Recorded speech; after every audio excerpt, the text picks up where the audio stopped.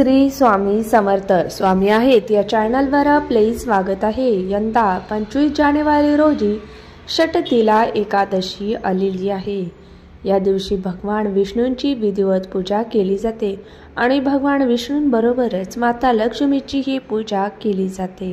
षटतिला एकादशीच्या दिवशी भक्त तिळाचा वापर करतात। तिळाने स्नान, तिळाचे दान, तिळाचे भोजन, तिळाचे हवन, तीळ मिसळलेले पाणी पिणे हे व्रत भगवान विष्णूला प्रसन्न करण्यासाठी आणि मोक्ष प्राप्तीसाठी केले जाते।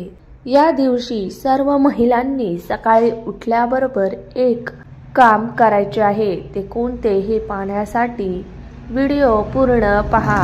हे काम केल्याने आयुष्याचं सोनं झाल्याशिवाय राहणार नाही। कुटुंबाची, मुलांची, पतीची जोरदार प्रगती होईल। आणि माझे नवनवीन व्हिडिओ पाहण्यासाठी सबस्क्राइब नक्कीच करा। विशिष्ट तिथींना खूप महत्त्व असतं आणि त्या दिवशी केलेले उपाय नक्कीच फळदायी ठरतात। एकादशी हे अशीच व्रत आहे। आपल्या प्रगतीवर हे उपाय खूप फायदेशीर ठरत असतात। म्हणून एकादशी दिवशी केलेले उपाय निश्चितच आपल्याला चांगले फळ देणार आहेत। एकादशी दिवशी केलेले उपाय कधीच वाया जात नाही। आयुष्यामध्ये सकारात्मक बदल नक्कीच जाणवतील। त्यासाठी तुम्हाला सकाळी या दिवशी लवकर उठायचे आहे। अगदी ब्रह्ममुहूर्तावर उठले तरी चालेल।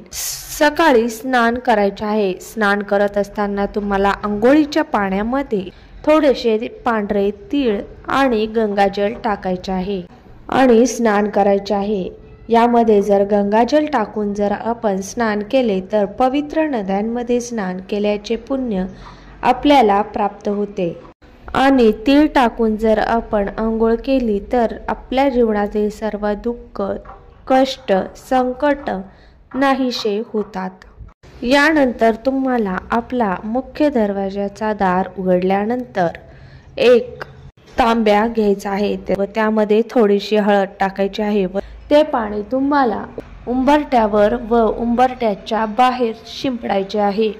आपण सकाळी जेव्हा दरवाजा उघडतो तेव्हा हे पाणी उंबरठ्यावर टाकायचं आहे। यासाठी तुम्हाला स्नान करण्याचीही गरज नाही। यानंतर स्नान केलं तरी चालेल, कारण बऱ्याच घरांमध्ये उठल्याबरोबर घर, अंगण झाडून घेत असतात आणि आपली जी काही नित्यकामं आहेत ती करत असतो। तेव्हा या उपायासाठी तुम्हाला स्नान करण्याची गरज नाही। तुम्ही जेव्हा सकाळी दरवाजा उघडताल तेव्हा हे काम करायचं आहे। तेव्हाच तुम्हाला हे हळदीचं पाणी शिंपडायचं आहे। कारण बघा, रात्रभर जी काही नकारात्मकता असते ती आपल्या घराच्या बाहेर येऊन थांबलेली असते। ती नकारात्मक शक्ती, नकारात्मक ऊर्जा जी असते ती आपल्या घरामध्ये प्रवेश करत असते। यामुळे त्या सर्व ज्या समस्या असतात त्या आपल्या घरामध्ये येत असतात आणि म्हणून विशिष्ट तिथींना हे उपाय करायचे असतात। तसेच तुम्ही अंघोळ झाल्यानंतर हळदीचं लेपन उंबरठ्यावर करायचं आहे। हळदीचं लेपन करणे शक्य नसेल तर तुम्ही हळदीचे पाणी सुद्धा शिंपडू शकता। यानंतर तुम्हाला काय करायचं आहे, एक तांब्याचा कलश घ्यायचा आहे, त्यामध्ये अर्ध दूध घ्यायचं आहे आणि त्या दुधामध्येच तुम्हाला उरलेलं पाणी टाकायचं आहे। अर्धा कलश दूध आणि अर्धा कलश पाणी असं घ्यायचं आहे। त्यामध्ये तुम्हाला चिमूटभर काळे तीळ टाकायचे आहे। त्यासोबत तुम्हाला 2 अगरबत्त्या घ्यायच्या आहे आणि हे घेऊन तुम्हाला पिंपळाच्या झाडाजवळ जायचं आहे। तिथे गेल्यानंतर तुम्हाला पिंपळाच्या झाडाला हे जल अर्पण करायचे आहे व उदबत्ती लावून घ्यायची आहे व 11 प्रदक्षिणा मारायच्या आहेत। प्रदक्षिणा करत असताना तुम्हाला ओम नमो भगवते वासुदेवाय नमः या मंत्राचा जप करायचा आहे। यानंतर तुम्हाला या झाडाची 12 पानं तोडून आणायची आहे।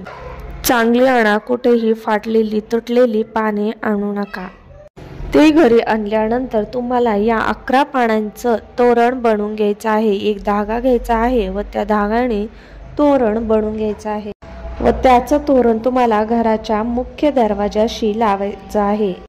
एक पान जे उरणार आहे तर तुम्हाला काय करायचं आहे, एक मातीची पंती घ्यायची आहे. त्यामध्ये तुम्हाला 2 वातींची एक वात करून त्यामध्ये तिळाचं किंवा मोहरीचं तेल टाकायचं आहे. त्यानंतर हा दिवा तुम्हाला प्रज्वलित करायचा आहे व जे एक पिंपळाचं पान होतं ते घराच्या मुख्य दरवाजाच्या बाहेर ठेवायचं आहे. जेव्हा तुम्ही बाहेरून आत घरामध्ये प्रवेश करता तिथे जी उजवी साईड आहे तिथं हे पान ठेवायचं आहे व त्या पानावर ही पंती तुम्हाला ठेवायची आहे. यानंतर तुम्हाला त्या दिव्यामध्ये चिमूटभर काळे तीळ टाकायचे आहेत. यानंतर आपल्याला कुंकवामध्ये थोडंसं पाणी टाकायचं आहे. ते कुंकू घेऊन आपल्याला मुख्य दरवाजापाशी जायचं आहे व ते स्वस्तिक मधील 4 बिंदू व कडेच्या 4 लाईन असं व्यवस्थित स्वस्तिक काढायचं आहे. स्वस्तिक हे मांगल्याचं प्रतीक मानलं जातं. पिंपळ वृक्ष जे आहे त्यामध्ये साक्षात भगवान विष्णू वास करत असतात. त्या पानांमध्ये साक्षात माता लक्ष्मी वास करत असते. जो पण व्यक्ती या वृक्षाचे पूजन करतो त्या व्यक्तीचे दारिद्र्य नष्ट होते. आणि आपण जेव्हा या पानांचं तोरण आपल्या मुख्य दरवाजावर लावतो तेव्हा माता लक्ष्मी आपल्या घराकडे आकर्षित होते. तसेच आपल्या घरातले सर्व दोष, अडचणी, संकट नष्ट होऊन आपल्या कुटुंबाची, मुलांची, घराची प्रगती होते. आता योगायोगाने ही एकादशी शनिवारी आलेली आहे. तर हा उपाय तुम्ही 11 शनिवार करून पहा, याचं फळ नक्कीच तुम्हाला मिळेल. आता हे पिंपळाच्या पानाचं तोरण कधी काढायचं आहे तर ही 2 दिवसांनी ही पाने सुकून जातात. सुकल्यानंतर हे तोरण लगेच काढून घ्यायचं आहे व निर्मल्यामध्ये टाकून द्यायचं आहे. तर अशा पद्धतीने तुम्हाला हा उपाय करायचा आहे. जर तुम्हाला शक्य असेल तर हा उपाय तुम्ही ब्रह्ममुहूर्तावरच करावा. पण तुम्हाला ब्रह्ममुहूर्तावर हा उपाय करणं शक्य झालं नाही तर सकाळी 12 वाजण्याच्या आत नक्कीच हा उपाय करावा.